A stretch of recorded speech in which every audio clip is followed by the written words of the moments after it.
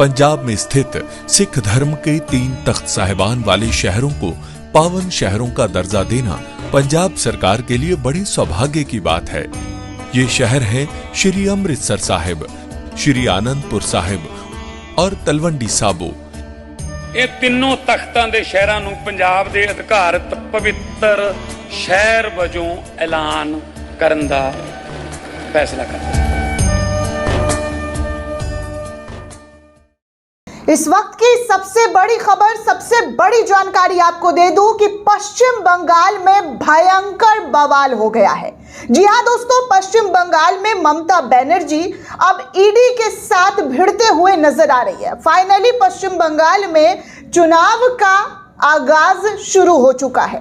ये पूरा मामला क्या है, क्यों ममता बनर्जी जो है इस पूरे मामले पर अब सड़कों पर उतर आई है और आईपैक के हेडक्वार्टर पहुंच गई है। पूरी जानकारी आपको इस वीडियो में देने वाली हूं। खबर बहुत इंपॉर्टेंट है क्योंकि पश्चिम बंगाल में 2-3 महीने बाद इलेक्शन होने वाला है और इलेक्शन को लेकर भारतीय जनता पार्टी लगातार चुनावी प्रक्रियाओं में तेजी ला चुकी है। और चुनावी प्रक्रियाओं के बीच जिस तरीके से भाजपा पर आरोप लगता है कि कैसे वो संवैधानिक पदों का दुरुपयोग करती है, वो एक बार फिर से ममता बनर्जी के जरिए आरोप लगाया गया और कहा गया कि ये सब कुछ अमित शाह के इशारे पर हुआ है।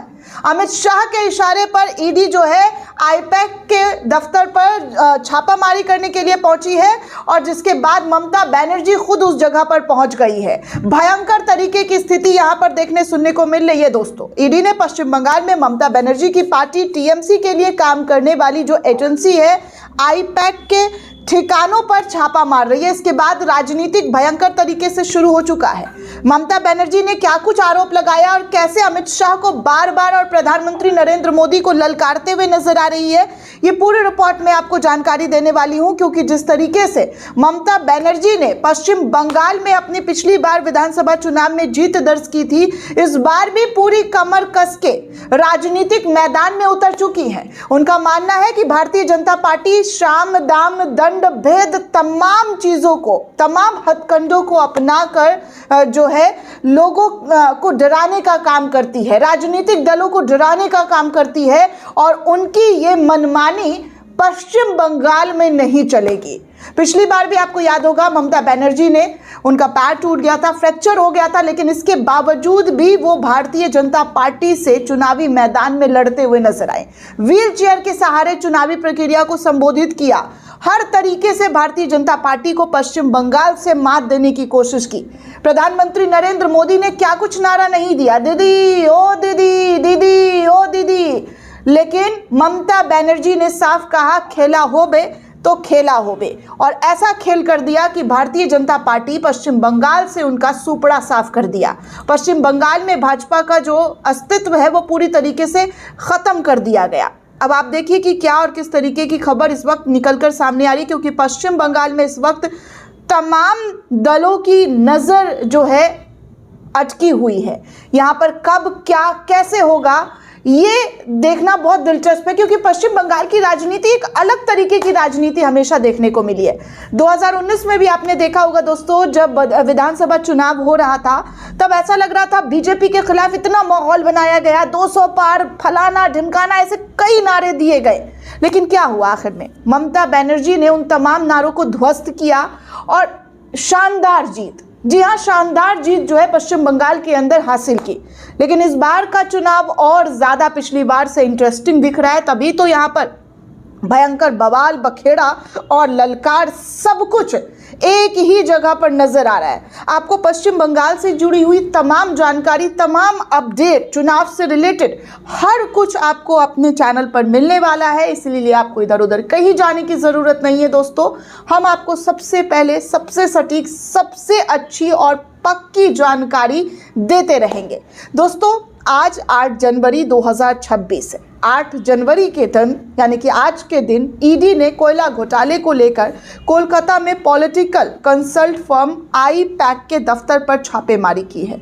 आईपैक के प्रमुख प्रतीक जैन के घर पर छापेमारी की गई है। ये रेड कोयला घोटाले के मामले में की जा रही छापेमारी ईडी के जरिए बताई जा रही है। इसी बीच पश्चिम बंगाल की मुख्यमंत्री ममता बनर्जी भी छापे वाली जगह पर ईडी से भिड़ने कह लीजिए, ईडी से जो है उनके सामने खड़ी होती हुई नजर आ रही है, क्योंकि आईपैक ममता बनर्जी की तृणमूल कांग्रेस के लिए काम करने वाली एजेंसी है। ईडी की रेड के दौरान ममता बनर्जी दस्तावेजों की फाइल लेकर बाहर आई। उन्होंने कहा कि क्या ईडी और गृह मंत्री अमित शाह का काम पार्टी के हार्ड डिस्क और मतदाताओं की सूची को जब्त करना है। ये घटिया और शरारती गृह मंत्री है। जी हाँ, ममता बनर्जी ने कहा है कि एक घटिया और शरारती गृह मंत्री है जो देश की सुरक्षा नहीं कर पा रहे हैं। ये सब हमें करने के लिए जानबूझकर परेशान किया जा रहा है। ये सब गृह मंत्री के इशारे पर किया जा रहा है। ये जो कुछ भी हो रहा है ये गृह मंत्री के इशारे पर हो रहा है, जिसकी वजह से ईडी के जरिए छापेमारी की जा रही है। ईडी ने टीएमसी के आईटी सेल पर भी छापेमारी की है। दोस्तों आपको बता दूं तो ममता बनर्जी ने इस कार्रवाई पर ईडी मेरे पार्टी के सभी दस्तावेज उठाकर ले जा रही है। अगर मैं भाजपा पार्टी के कार्यालय में छापा डाल दूं तो क्या होगा। वो पश्चिम बंगाल में एसआईआर के जरिए मतदाताओं के नाम हटा रहे हैं। चुनाव के नाम पर वो मेरी पार्टी से जुड़ी हुई सारी जानकारियां इकट्ठा कर रहे हैं, जो कि सरासर गलत है। सूत्रों के मुताबिक ममता बनर्जी ने आईपैक के दफ्तर में जाने नहीं दिया जा रहा है। वो बिल्डिंग के बाहर ही खड़ी है। आईपैक का ऑफिस बिल्डिंग के 11वें फ्लोर पे है। इससे पहले कि वो प्रतीक जैन के घर से फाइल और लैपटॉप लेकर बाहर निकली थी, ममता ने चुनाव आयोग पर भी निशाना साधते हुए कहा है कि वोटर लिस्ट में नाम जोड़ने दिया जा रहा है। साजिश के तहत लोगों के नाम जो है काटे जा रहे हैं। ममता बनर्जी पर बीजेपी के नेता शुभेंदु अधिकारी का भी बयान सामने आ गया है। उन्होंने ममता पर केंद्रीय एजेंसी के कामों में रुकावट डालने का आरोप लगाया है। उन्होंने कहा है कि ममता बनर्जी संविधान का उल्लंघन कर रही है। वो केंद्रीय एजेंसियों के काम में दखल दे रही है। सीएम ममता बनर्जी के घर पर छापा पड़ा तो 100 करोड़ रुपए मिलेंगे।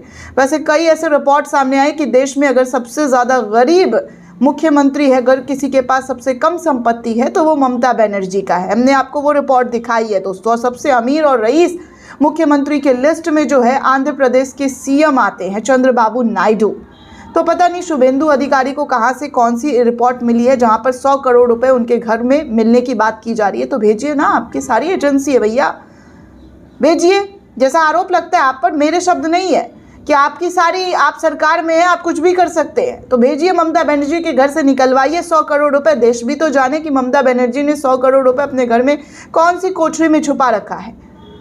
दोस्तों शुभेंदु अधिकारी ने ममता बनर्जी के खिलाफ कानूनी कार्रवाई की मांग तक कर डाली। उन्होंने कहा है कि ममता बनर्जी ने आज जो किया वो जांच में बाधा डालने वाला था। आईपैक ऑफिस में वोटर लिस्ट क्यों मिली? क्या आईपैक कोई पार्टी ऑफिस है? मैं ममता को चुनौती देता हूं कि वो कहीं भी छापेमारी करवाए। इस तरीके की बातें जो है शुभेंदु अधिकारी के जरिए कही गई है। पश्चिम बंगाल में फुल ऑन हाई वोल्टेज राजनीति देखने सुनने को मिल रही है और यहाँ पर आप साफ तौर पर देख सकते हैं कि ममता बनर्जी किसी के आगे रुकती झुकती हुई नज़र नहीं आ रही हैं। हर तरीके से ममता बनर्जी जो है अपने विरोधियों से एक बड़ी लड़ाई लड़ते हुए दिखाई दे रही है। दोस्तों इस पूरे रिपोर्ट को लेकर आप क्या सोचते हैं? आपकी क्या राय है? हमें कमेंट करके ज़रूर बताइए। साथ ही साथ चैनल को ज़्यादा से ज़्यादा लाइक, शेयर और सब्सक्राइब करना बिल्कुल भी ना भूलें। शुक्रिया दोस्तों।